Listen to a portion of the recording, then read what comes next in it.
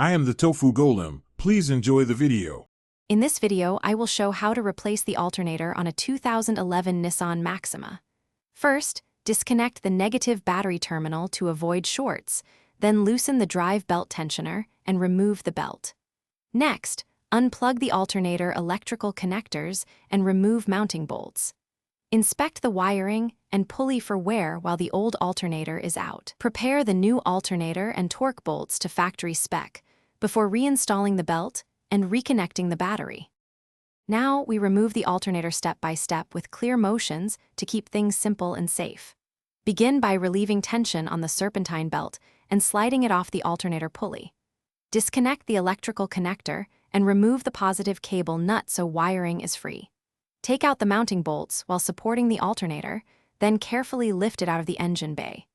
Keep bolts organized for correct reinstallation and inspect mounting surfaces for corrosion.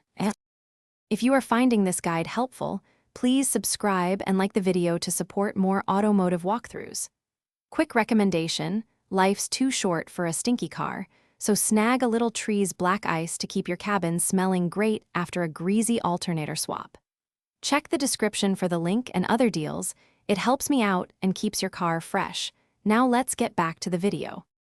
When installing the replacement alternator, align it carefully and thread mounting bolts by hand to avoid cross-threading and misalignment. Tighten bolts to proper torque and reconnect the positive cable and electrical connectors securely. Reinstall the serpentine belt, confirming proper routing and tension so the belt tracks smoothly. Reconnect the negative battery terminal and start the engine to test charging output and listen for unusual noises, adjusting tension if needed for optimal performance. Thanks for watching. Consider subscribing if we helped you today.